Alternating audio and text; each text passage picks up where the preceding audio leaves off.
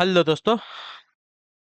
Good evening, नमस्कार। आप सभी का एक बार जो है फिर से बहुत बहुत स्वागत है आप सभी के अपने यूट्यूब चैनल परीक्षा की शिक्षा में। उम्मीद करता हूँ, आशा करता हूँ कि आप सभी जो है स्वस्थ होंगे, कुशल मंगल होंगे, अपनी तैयारी जो अच्छे और बढ़िया तरीके से आप सभी लोग कर रहे हो। तो जो भी क्लास में फर्स्ट टाइम आए हैं, पहली बार आए हैं, नए हो सको बता देगा हमारे चैनल पे जो आपकी बीएड इंटरनेशनल 2026 की आपकी तैयारी साथ रेगुलर बेसिस पे डेली करवाई जाए। तो जिसे भी तैयारी पूरी करनी है, कंप्लीट करनी है, चैनल को सब्सक्राइब करके आप लोग हमारे साथ जुड़ जाइएगा, ठीक है।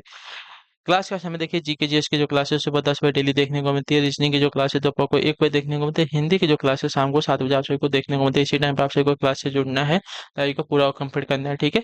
बहुत ही इंपॉर्टेंट है। नीचे डिस्क्रिप्शन आप सबको इंस्टाग्राम और टेलीग्राम का लिंक मिलेगा, तो आप हमें इंस्टाग्राम पे फॉलो कर लीजिएगा, टेलीग्राम चैनल को ज्वाइन कर लिया। टेलीग्राम चैनल पर डेली बेसिस पे क्लास का अपडेट तो मिलेगा ही, साथ में आपको जो है क्लास का पीडीएफ भी आपको फ्री में देखने को वहाँ पे मिल जाएगा। जो बाकी सभी जो चार्जेस देते हैं पीडीएफ के लिए, आपको यहाँ पे बिल्कुल फ्री प्रोवाइड की जाएगी, ठीक है। कोई भी चार्ज उसका नहीं देना है आप सभी को, फ्री में आपको पीडीएफ देखने को मिलेगी, ठीक है। तो आप लोग जो है पीडीएफ डाउनलोड करके अपनी तैयारी को पूरा कंप्लीट कर सकते हैं, ठीक है। तो आप लोग जाकर टेलीग्राम चैनल को ज्वाइन कर लीजिएगा। चलिए क्लास स्टार्ट करें बिना किसी देखिए। एक एक क्वेश्चन आपके एग्जाम के लिए बहुत इंपॉर्टेंट, ध्यान से एक एक क्वेश्चन को देखिएगा, समझिएगा, फिर उसका उत्तर देने की कोशिश करते हुए आगे बढ़िएगा, ठीक है। क्लास स्टार्ट करने से पहले जिसने अभी तक क्लास को लाइक नहीं किया, लाइक करेंगे, शेयर नहीं किया, शेयर करेंगे, और जिसने अभी तक चैनल को सब्सक्राइब नहीं किया, चैनल को सब्सक्राइब कर लीजिएगा। पहला क्वेश्चन है, ब्रज भाषा है क्या? ब्रज भाषा क्या है? देखिए, पूर्वी हिंदी है, पश्चिमी हिंदी है, बिहारी हिंदी है, पहाड़ी हिंदी है, बताइए। तो देखिए, ब्रज भाषा जो है आपका पश्चिमी हिंदी में आता है, ठीक है। ऑप्शन नंबर हमारा बी राइट होगा। पश्चिमी हिंदी में कन्नौजी, बुंदेली, खड़ी बोली, पांगुर तथा ब्रज भाषा को सम्मिलित किया गया है, ठीक है। खड़ी बोली अपने मूल रूप में मेरठ बिजनौर के आसपास बोली जाती है। पांगुर को जो है जाट या हरियाणवी भी कहते हैं। ब्रज भाषा मथुरा के आसपास ब्रजमंडल में बोली जाती है, ठीक है। चलिए, अगला प्रश्न देखेंगे आपका साथियों। 52 नंबर है, उत्तर दीजिएगा। आइटम का निम्न में से अशुद्ध वर्तनी वाला शब्द कौन सा है? तो देखिए, अशुद्ध वर्तनी वाला शब्द आपका देखा जाएगा साथियों, तो आपका आइटम यहाँ पे हो जाएगा आ उद्घोष भी आपका अशुद्ध है, ठीक है। एकता।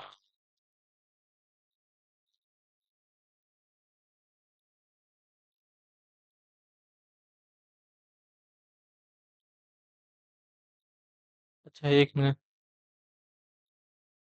अशुद्ध वर्तनी वाला शब्द आपका यहाँ पे हो जाएगा उपरोक्त, ठीक है। उद्घोष सही है, एकता सही है, और तात्कालिक भी सही है। उपरोक्त की वर्तनी आपको सभी को पता होनी चाहिए। उपयुक्त, ठीक है, ये आपकी वर्तनी शुद्ध हो जाएगी। चलिए, 53 53 नंबर।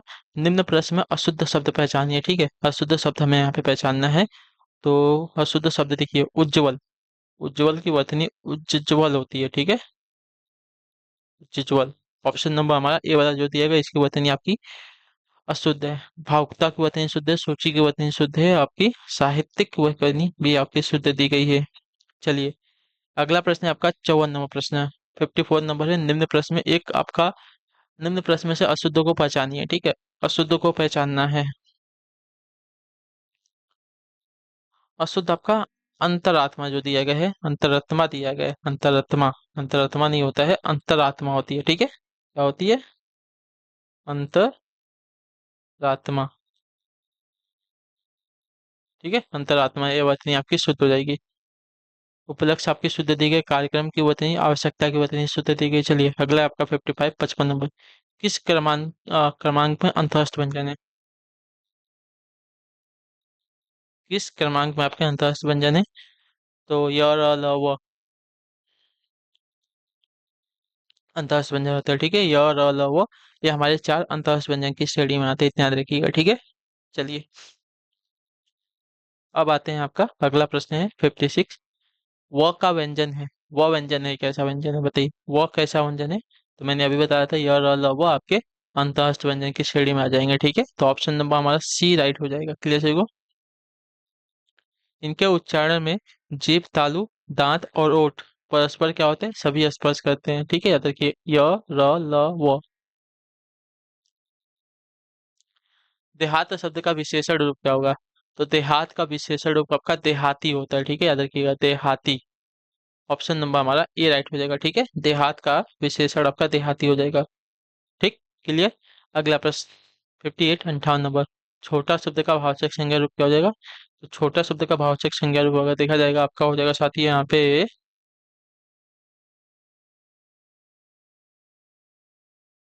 छुटपन, ठीक है। ऑप्शन नंबर बी राइट होगा। छोटा शब्द का भावचक संज्ञा रूप आपका छुटपन हो जाएगा। ऑप्शन नंबर बी हमारा राइट आंसर। अगले क्वेश्चन को देखेंगे, आपका है 59 59 नंबर। अच्छाई का विशेषण रूप क्या हो जाएगा?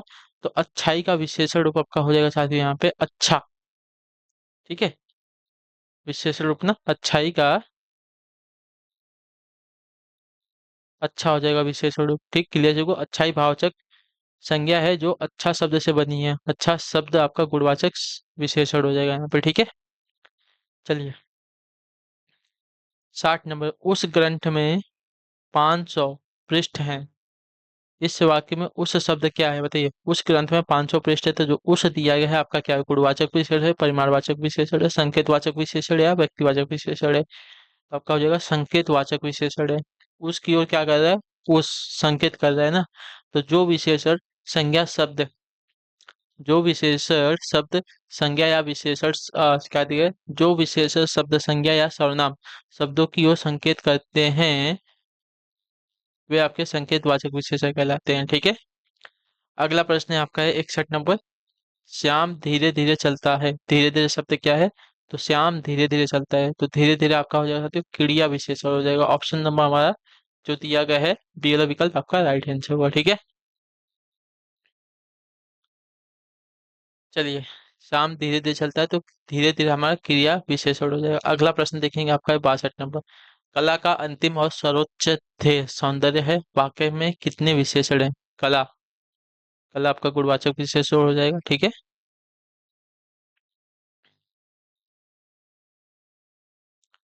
कला का अंतिम और सर्वोच्च ध्येय सौंदर्य है, जिसमें आपके तीन विशेषण है। ठीक है, चलिए तीन विशेषण कौन कौन से?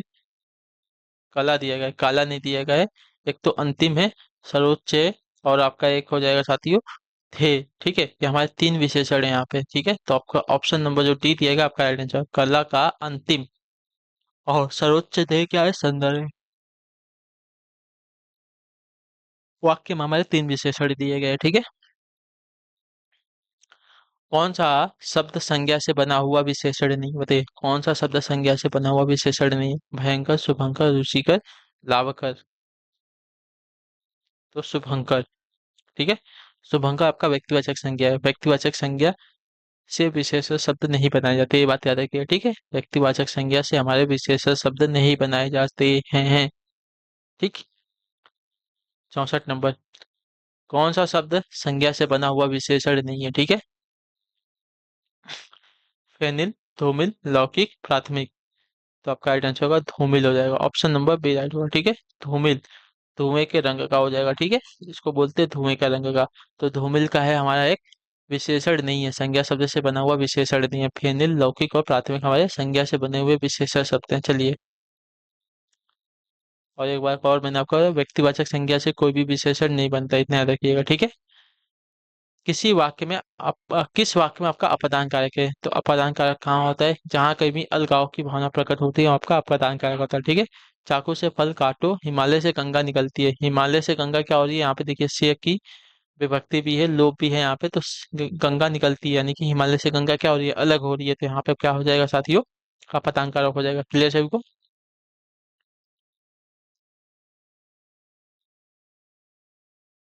चलिए आते हैं, आपका अगला प्रश्न है 66 नंबर। तपस्वी शब्द का स्त्रीलिंग क्या है? तो तपस्वी का आपका तपस्विनी होता है ना, तपस्विनी। तो तपस्विनी आपकी ऑप्शन नंबर बी वाली वर्तनी भी आपकी राइट हो जाएगी। ठीक है, चलिए अगले क्वेश्चन को देखते हैं। 67 67। तत्व शब्द का चयन कीजिए। तत्व शब्द का चयन करना है यहाँ पे। तो तत्व शब्द आपका कौन सा हो जाएगा? तो तत्व आपका देखा जाए चूर्ण हो जाएगा, चैत हो जाएगा। ठीक है, तत्व आपका जो दिया गया यहाँ पे चैत हो जाएगा। चैत आपका तत्व शब्द है। ठीक है, चलिए अगला प्रश्न आपके सामने दिए गया है 68 नंबर। उन्मना शब्द का तद्भव शब्द क्या बताइए? उन्मना शब्द का तद्भव शब्द क्या हो जाएगा? तो उन्मना शब्द का तद्भव अगर देखा जाएगा साथियों, तो उन्मना का हो जाएगा साथियों आपका अनमना। ठीक है, उन्मना का अनमना हो जाएगा। ऑप्शन नंबर हमारा बी राइट होगा। ठीक, क्लियर सभी को? चलिए, उन्मना शब्द का तद्भव रूप आपका अनमना होता है।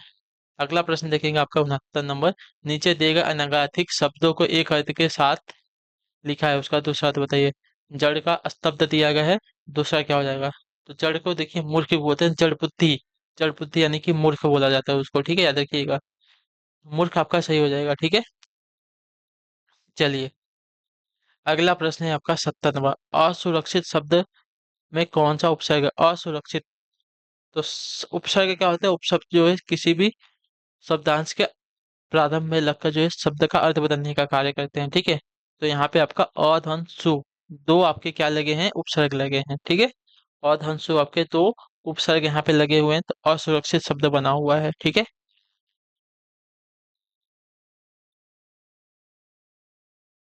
71 नंबर है, निम्नलिखित पद में कौन सा पद आपका व्या प्रत्यय लगाने से बना है? रवैया, डटाया, खवैया और बचाया। तो अगर देखा जाएगा यहाँ पे खवैया, खवैया में आपका अया प्रत्यय लगा है। प्रत्यय क्या होता है? शब्दांश के अंत में लगकर जो है शब्द का अर्थ बदलने का कार्य करते हैं, ठीक है।